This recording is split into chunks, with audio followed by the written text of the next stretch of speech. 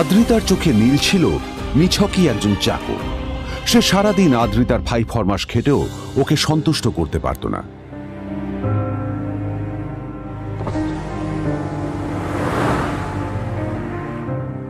এত কিছুর পরেও কেন একজন ধনী বাবা তার মেয়েকে গরিব ছেলের সাথে বিয়ে দিলেন?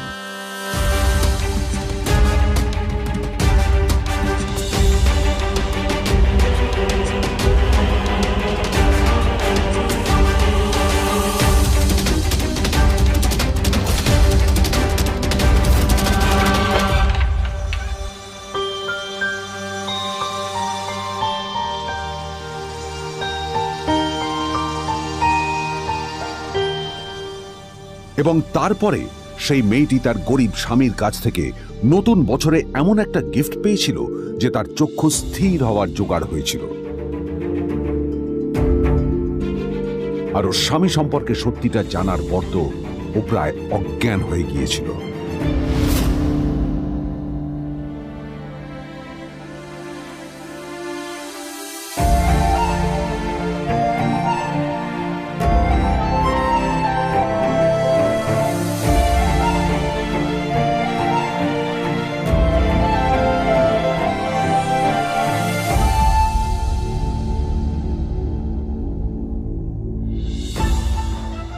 আমার বাবা সবচেয়ে বড় ভুল করেছে তোমার মতো একটা গরিব ছেলের সাথে আমার বিয়ে দিয়ে। আমার সব বন্ধুদের স্বামীরা ওদের কত দামি দামি গিফট দেয়, আর তুমি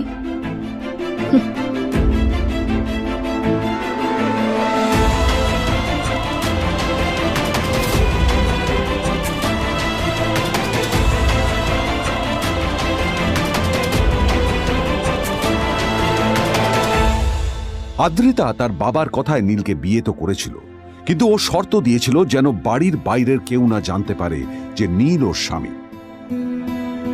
নীল ওই বাড়িতে ঘর জামাইয়ের মতো থাকলেও ও যেন ওখানে একজন চাকর ছিল। সবাই ওকে অপমান করত। ওই বাড়িতে না ও ঠিক মতো খাবার পেত, আর না ওর কোনো আলাদা ঘর ছিল। কখনো কার্পেটের উপর ঘুমোতো, তো কখনো আবার পোষা কুকুরের ঘরের পাশে নীলকে ঘুমোতে হতো। হাত খরচ মেটাতে ও এক জায়গায় ওয়েটারের কাজও করত। আদ্রিতা তার বন্ধুদের বলেছিল যে আদ্রিতা বিদেশে বিয়ে করেছে আর তার স্বামী লন্ডনের একজন খুব বড় বিজনেসম্যান। কিন্তু যখন আদ্রিতার বন্ধুরা ওকে ওদের স্বামীদের দেওয়া দামি দামি গিফটগুলো দেখাতো, তখন লজ্জায় ওর ভিতরটা পুড়ে ছাই হয়ে যেত।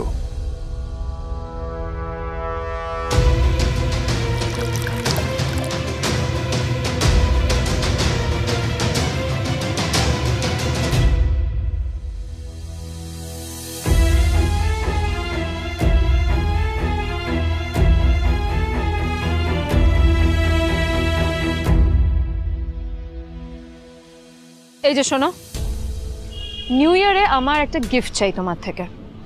আর গিফট যেন দামি হয়, হ্যাঁ, মানে খুব দামি, কয়েক লাখ টাকা। ওকে? কয়েক লাখ টাকা? কিন্তু অদ্রিতা, এত টাকা আমি একসাথে কখনো দেখিনি। তোমাকে এত দামি গিফট আমি কি করে দেব? এটা তো তোমার বিয়ে করার আগে ভাবা উচিত ছিল। একজন পুরুষ মানুষ হয়ে নিজের স্ত্রীর এইটুকু ইচ্ছা তুমি পূরণ করতে পারবে না? স্ত্রীর এই কথাগুলো নীলকে আহত করে। নিঃশব্দে ওখান থেকে চলে যায় নীল।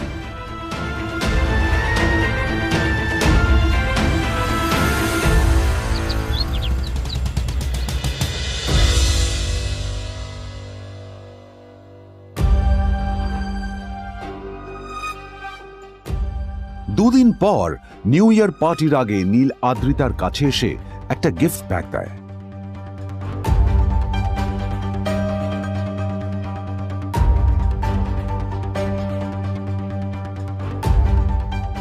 আদ্রিতা মুখ বেজার করে বাক্সটা খুলল, তবে তারপর বাক্সের ভেতরে গিফটটা দেখতেই ও চমকে গেল।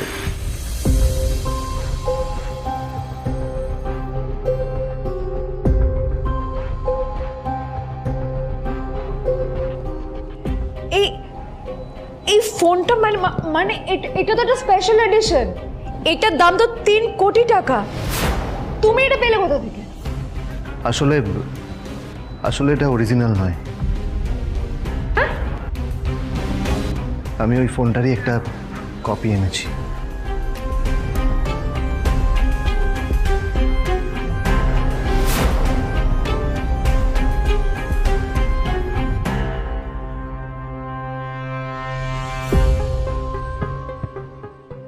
কিন্তু আদ্রিতার নীলের কথায় একটু সন্দেহ হয়, কারণ ফোনটা দেখে একেবারেই আসল বলেই মনে হচ্ছিল।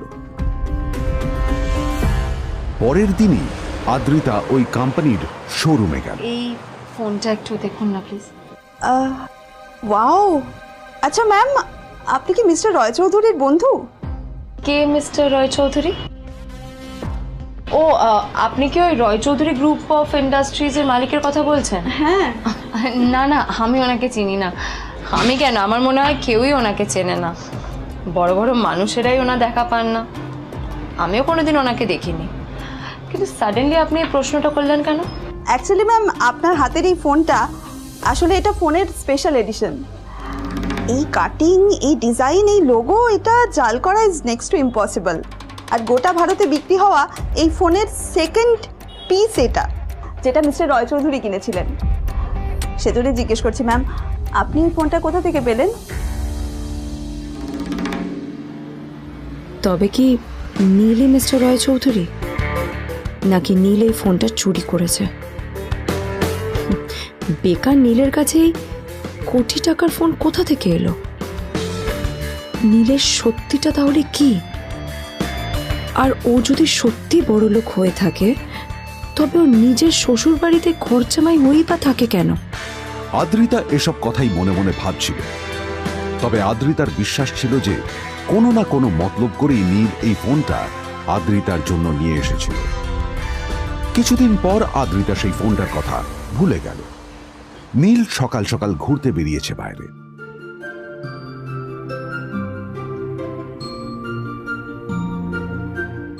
কটা বাজে রে? আমার খুব লেট হয়ে গেছে বুঝলি। তোরা খেল, ঠিক আছে? তোরা খেল, আমি আসছি।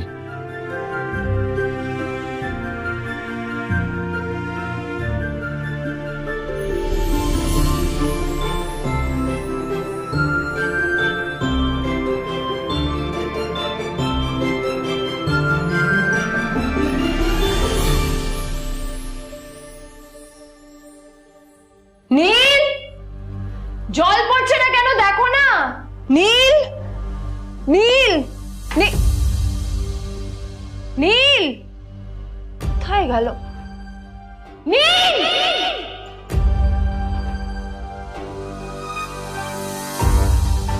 নীল, নীলকে ডাকছে কেন বলতো? ওইদিকে বাড়িতে আদ্রিতা আর চিত্রা আশ্চর্য হয়ে গেল যে নীল হঠাৎ কোথায় উধাও হয়ে গেল। মা তোমাকে কিছু বলে গেছে নীল? হ্যাঁ, কোথায় গেছে ও? না, আমি ওর কোনো খোঁজ খবর রাখি না। আমার একটা কথা মনে হচ্ছে, ওকে না এবার একটু শীতে করতে হবে। একটা কাজে যদি আসতো ছেলেটা, যখনই কোনো কাজের কথা বলি ভ্যানিশ হয়ে যায়। আমি ওকে বলেছিলাম R&B গোল্ড এন্ড ডায়মন্ড থেকে আমার সেটটা নিয়ে আসতে, আনেনি। আনেনি। আজকেও ভালো করে অফিসে নিয়ে যাব, ভ্যানিশ হয়ে গেল। কোথায় গেল কে জানে। আমার ভাগ্যে জুটেছে এরকম একটা ছেলে। এই যে তুমি কেন বিয়েটা দিয়েছিলে আমাকে? এটা আবার কি বলছিস? আমার কি দোষ? দেখ, ওই অসভ্য ছেলেটার সাথে বিয়ে দিতে চাইনি। যা করেছে তোর বাবা করেছে, এটা আমার কোনো দোষ। তখনই হঠাৎ নীল সেখানে এসে উপস্থিত হলো, কিন্তু ও দুজনকে উপেক্ষা করে ভিতরে চলে যাওয়াই শ্রেয় মনে করল। এই যে লাট সাহেব ফিরলেন রাজকার্য করে। এদিকে এসো, তোমার ফাঁকিবাজির আলোচনাই এখানে চলছে। মা প্লিজ থাক, মা থাক, ভাল লাগছে না। এমনিতেই অফিসের জন্য আমার লেট হয়ে যাচ্ছে, আর বিজন আমার ওয়েটও করছে।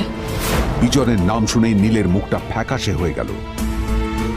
আদ্রিতা নীলকে উপেক্ষা করেই বলল, আরে যে এই ছেলেটার মতো আর একটা ফাঁকিবাজ না তুমি পাবে না। তুমি কেন দাঁড়িয়ে আছো? এই যে শোনো শোনো শোনো শোনো, দাঁড়িয়ে আছো কেন? তোমাকে আমি বলেছিলাম R&B গোল্ড ডায়মন্ড থেকে আমার সেটটা তুলেছো, তোলোনি তো। এইটা চাই না আমার। তুমি আমার সাথে অফিসে যাবে, ফেরার পথে তুমি সেটটা নিয়ে আসবে। তোমার জন্য সবসময় লেট হয়ে অফিসে, তোমার জন্য বিরক্ত লাগে। আর ব্যাগটা নিয়ে ওর পেছন পেছন কোথায় যাচ্ছ? যা দিয়ে ওখানে রেখে এসো।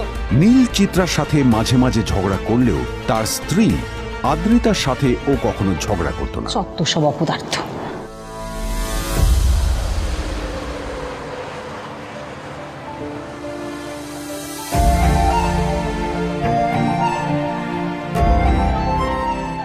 কিছুক্ষণের মধ্যেই তারা আদ্রিতার অফিসে পৌঁছে গেল। আদ্রিতা গাড়ি থেকে নামতে নামতে দেখলো যে তার কাছে অনেকগুলো ফাইল আছে। নীলের দিকে তাকিয়ে ওকেই ফাইলগুলো নিয়ে ভেতরে আসতে বলল। চলো, হা করে দাঁড়িয়ে আছো কেন? ফাইলগুলো নিয়ে ভেতরে এসো।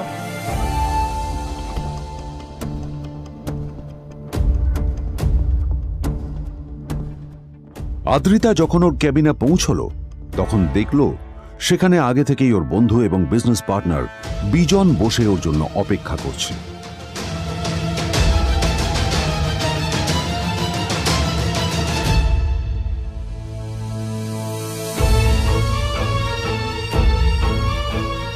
কোথায় ছিলে বলো? আমি 1 ঘন্টা ধরে তোমার জন্য এখানে ওয়েট করছি। এই লোকটার কি কোনো কাজকর্ম নেই? 1 ঘন্টা ধরে বসে আমার স্ত্রী আদ্রিতার জন্য অপেক্ষা করছে। সরি বিজন, আমি খুবই দুঃখিত যে বাড়ির কিছু লোকের জন্য না আমার সবসময় লেট হয়ে যায়। আদ্রিতার কথা শোনার পর বিজনের 1 ঘন্টা অপেক্ষা করার অভিযোগ 1 মুহূর্তের মধ্যে মিলিয়ে গিয়েছিল।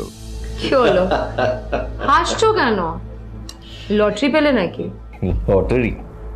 হ্যাঁ, তুমি আসা মানে আমার কাছে লটারির থেকেও বেশি দাম। তবে তার থেকে কিঞ্চিত কম দামি একটা গিফট আমি তোমার জন্য এনেছি।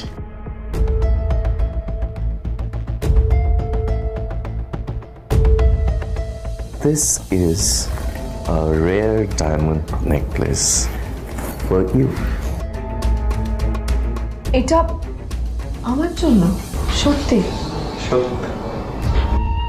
এই শহরে এটা খুঁজে পাওয়া খুব বিরল। Just like you. Like it? Thank you. You're welcome. Thank you for the gift. আসি তাহলে এখন।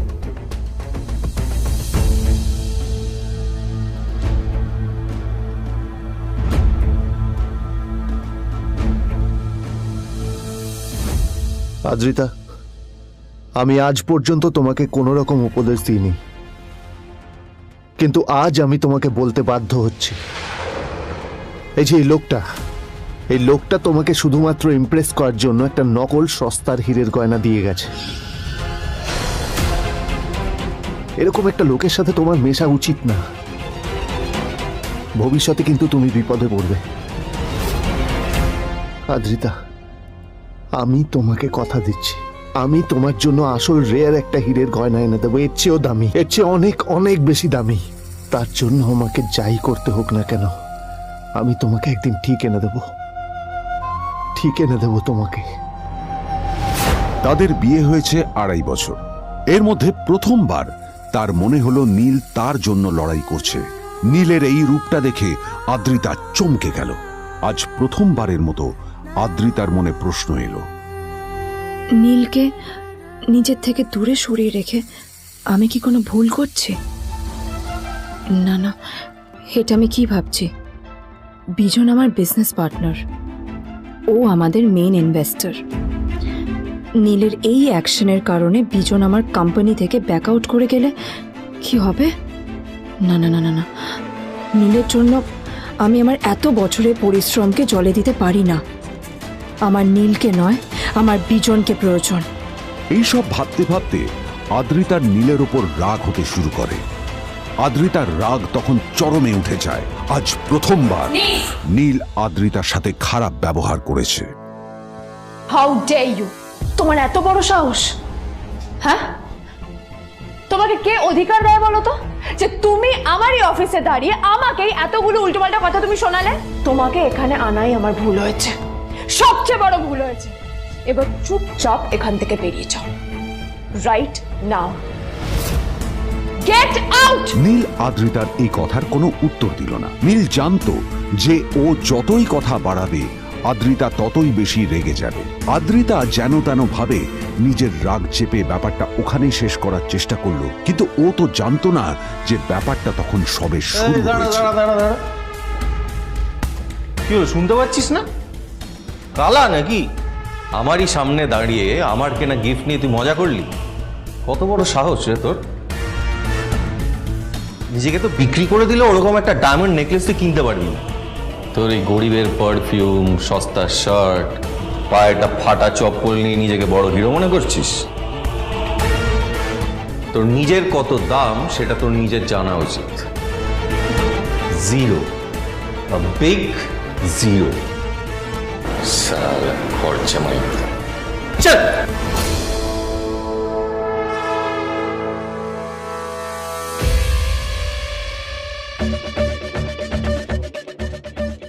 নীল তখনও ঝামেলা করার মেজাজ ছিল না, কিন্তু যখন কেউ অন্যের নীরবতা সুযোগ নিতে শুরু করে তখন কথা বলাটা প্রয়োজন। নীল আঙুল তুলে পেছনের দিকে ইশারা করে। প্রথম কথা, ওই যে ওখানে দাঁড়িয়ে আছে, ও আমার স্ত্রী।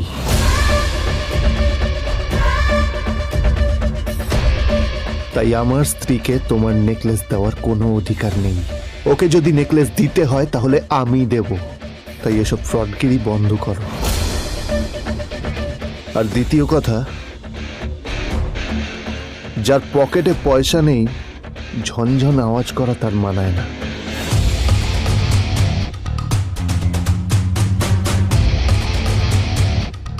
নীল বিজনকে তার সোয়াগ দেখিয়ে বেরিয়ে গেল।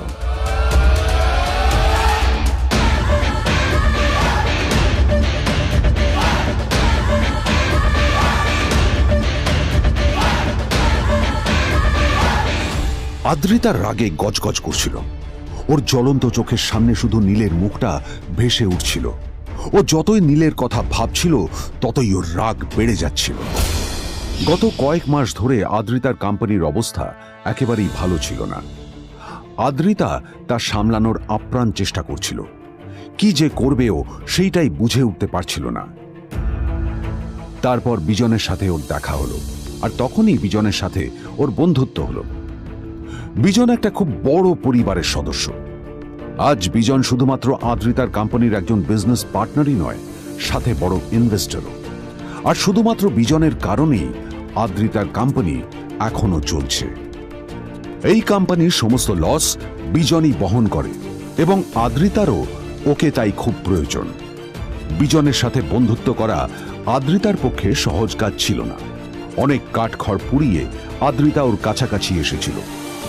সবকিছু ঠিকঠাকই চলছিল, সবকিছুই আদ্রিতার প্ল্যান অনুযায়ী হচ্ছিল, কিন্তু নীল আজ এসে সবকিছু নষ্ট করে দিল। জাস্ট কি দরকার ছিল বুঝতে পারছি না। কি দরকার ছিল নীলের বিজনকে এতগুলো কথা শোনানোর? এবার বিজন আমাকে টাকা দেবে কিনা সেটাও জানি না, আমার কোম্পানিতে ইনভেস্ট করতে চাইবে কিনা সেটাও বুঝতে পারছি না। কি করব?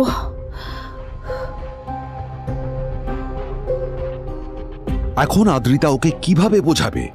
ভুল করে যদি বিজন ওর টাকা ফেরত চায় তবে আদ্রিতার কোম্পানি সেন কর্পোরেশন খুব বড় সমস্যায় পড়ে যাবে। তারপর কি হবে? সেন পরিবারের দেখভাল কে করবে? এইসব ভাবতে ভাবতে আদ্রিতা নিজের উপরেও রেগে গেল। আসলে দোষটা ওর নিজেরই। আদ্রিতা কেন নীলকে ওদের মাঝে আনতে গেল?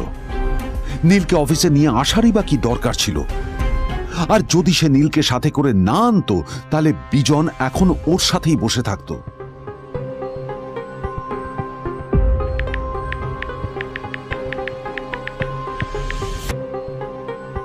প্যামেলা, আমি মিটিংয়ে বেরোবো, আমার চেঞ্জটা একটু নিয়ে এসো প্লিজ।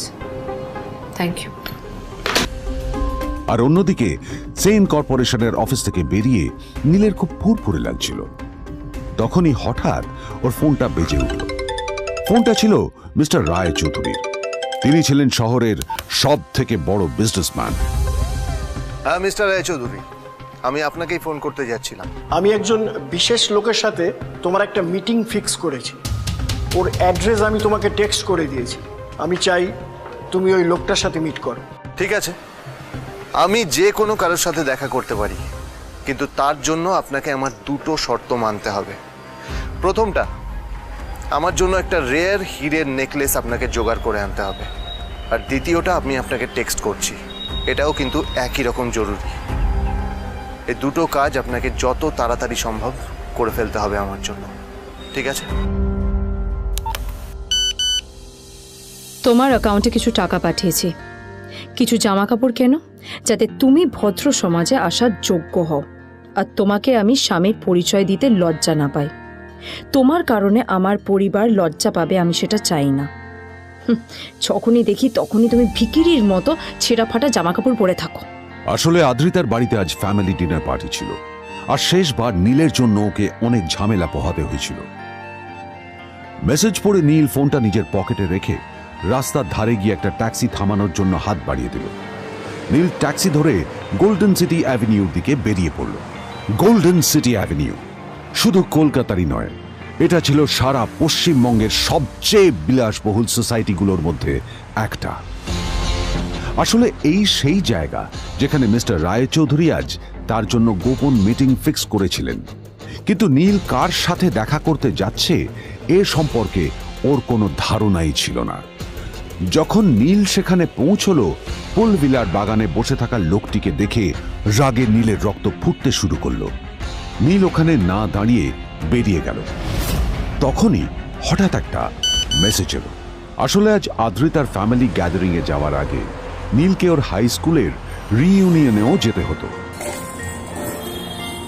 গ্র্যাজুয়েশনের পর এত বছরে এই প্রথম নীল তার কোনো কলেজ বা স্কুলের রিইউনিয়নে যাচ্ছে। এতগুলো বছরে নীল তার কোনো বন্ধুর সাথেই দেখা করেনি। নীলের তার পুরনো সহপাঠীদের কথা মনে পড়তে লাগলো, যাদের সাথে ও স্কুলে মজা করত। আজ আবার ওদের সকলের সাথে নীলের দেখা হবে।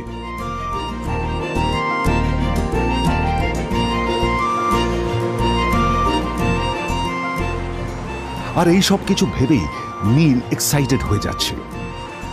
আসলে সোহিনীকে নীল তার স্কুল টাইমে পছন্দ করত।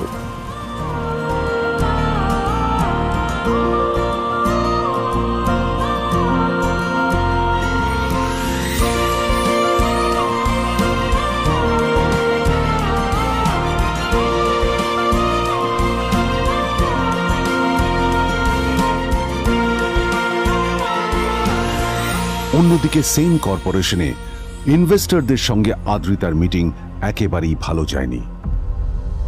তাকে দেখে বেশ গম্ভীর মনে হচ্ছিল।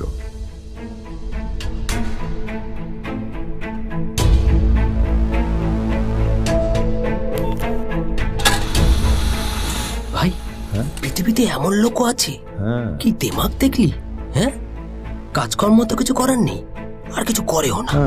হ্যাঁ, শুধু চলে এসছে আমাদের ম্যাডামকে রাখাতে। এই 1 বছরে না কিচ্ছু বদলায়নি।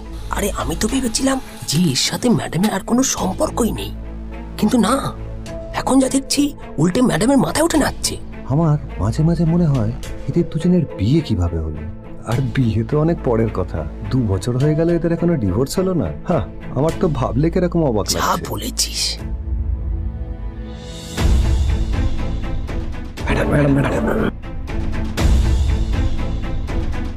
অফিসে চলতে থাকা এইসব কথা শুনে আদ্রিতার আরো রাগ হলো। আদ্রিতা ক্যাবিনে যাওয়ার পরে রাগকে নিয়ন্ত্রণ করা ওর পক্ষে আরো কঠিন হয়ে গেল। ও তখন বুঝতেই পারছিল না যে ওর রাগ কিভাবে নিয়ন্ত্রণ করবে। আদ্রিতা এটাও ভাবছিল যে নীলের জন্য ওকে আর কত অপমানিত হতে হবে।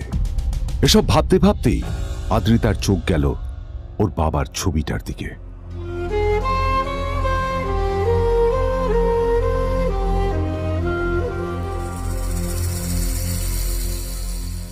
আমি তো তোমার সবচেয়ে প্রিয় মেয়ে ছিলাম বাবা, তাই আমি সবসময় ভেবেছি যে তুমি আমার জন্য যাকে সিলেক্ট করবে সে সব থেকে শ্রেষ্ঠ হবে। তাই আমি নিজে থেকে কখনো কোনো রিলেশনশিপে যাইনি, আর তোমার কাছে বিয়ের কোনো শর্তও রাখিনি। কিন্তু তুমি না আমার সাথে কি করলে? এই গাধাটার সাথে আমাকে বিয়ে দিলে। আমার জীবনটা নষ্ট হয়ে গেল, শেষ হয়ে গেল।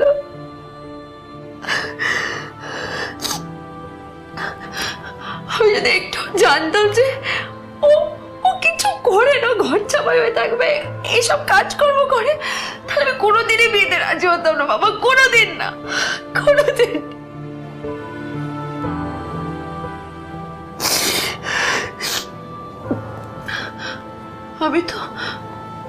আমি তো সবসময় ভাবতাম যে বাবা মারা তাদের সন্তানের ভালো চায়, কল্যাণ চায়, তাদের জন্য চিন্তা করে, কিন্তু কিন্তু বাবা তুমি আমার জন্য একটু চিন্তা করোনি। তুমি শুধু তোমার শেষ কর্তব্যটুকু করতে চেয়েছিলে, শেষ ইচ্ছাটুকু রাখতে চেয়েছিলে, ব্যাস পালন করা হয়ে গেছে। আর আমাদের তুমি ছেড়ে চলে গেলে, তুমি আমাকে ছেড়ে চলে গেলে। অন্যদিকে নীল রিইউনিয়ন পার্টির জন্য হোটেল প্রাইম স্টারের দিকে রওনা হলো। হোটেল প্রাইম স্টার ছিল শহরের সবচেয়ে দামি হোটেল। ওখানে শহরের সব বড় লোকেরা যাতায়াত করত। নীল যখনই তার পুরনো বাইকটা নিয়ে ওখানে পৌঁছলো, ওর পুরনো জামা কাপড়, পুরনো বাইক আর ওর পায়ে ছেঁড়া চপ্পল দেখে সিকিউরিটি গার্ড ওকে গেটের বাইরেই আটকে দিল। কোথায় যাচ্ছিস শালা ভিকিরি? না না দাদা, আপনি আমাকে ভুল বুঝছেন। আসলে আমাকে ইনভাইট করা হয়েছে, আমি এই হোটেলেই এসেছি। শালা মিথ্যে কথা বলার জায়গা পাস না? হ্যাঁ, মিথ্যে কথা বলার আগে নিজের চেহারাটা তো দেখতিস। এটা একটা প্রাইম হোটেল, বুঝেছিস? এখানে সব শহরের বড় বড় লোকেরা তাদের বড় বড় গাড়ি নিয়ে আসে। শালা তোর মতো একটা ভিকিরি একটা ফ্যাট প্যাটে আওয়াজ বের করা বাইক নিয়ে চলে এসেছিস, আর আমি তোকে ঢুকতে দেবো না দাদা? আমাকে ইনভাইট করা হয়েছে, আমাকে শুনুন শুনুন, চল আমাকে একবার ঢুকতে দিন আমাকে। নীল পড়ে যেতেই একটা দামি গাড়ি ওখানে এসে দাঁড়ালো। এই গাড়িটি আর অন্য কারো নয়, হোটেল প্রাইমের মালিক মিস্টার খান্নার ছিল। কি হচ্ছে কি এটা? হোটেলের গেটের সামনে এসব এসব ক্যাশ চলছে এখানে। হোটেলের বদনাম হবে না এতে? স্যার দেখুন না, এই যে ভিকিরিটা হোটেলে ঢুকতে যাচ্ছে, আমি বারণ করছি, শুনছে না স্যার? Shut up! আপনি কি করতে আছেন? কে কি হচ্ছে দেখি দেখি কে? মিস্টার খান্না তার চশমা খুলে নীলের দিকে দেখলেন, আর ওনার মুখটা হাঁ হয়ে গেল।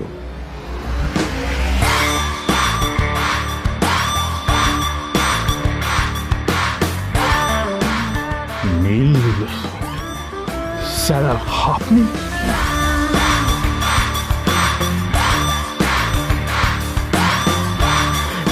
Extremely sorry sir. Sir sir, আপনি একটা ইনফর্ম করেননি কেন আমাকে? আপনি আসবেন জানলে তো আমি নিজে রিসিভ করতে আসতাম আপনাকে। ঠিক আছে, আপনি ব্যস্ত হবেন না প্লিজ। জানোইনি কে? নিজের বসকে এভাবে একজন ভিখারিকে হাতে পায়ে ধরতে দেখে গার্ডটিও অবাক হয়ে গেল। আরে sir, sorry sir, extremely sorry, আপনি আমার সঙ্গে আসুন। সরি স্যার, সরি, ভুল হয়ে গেছে স্যার। সালাম স্যার। নীল কি তবে সত্যিই একজন খুব বড়লোক কেউ? জানতে পকেট এফএম এর এই সম্পূর্ণ গল্পটি শুনুন বস, দুনিয়া যার বসে, যেটা ভারতীয়রা সবচেয়ে বেশি শুনছে। বিনামূল্যে গল্প শুনতে নিচের ইনস্টল বাটনে ক্লিক করুন এবং পকেট এফএম ডাউনলোড করুন।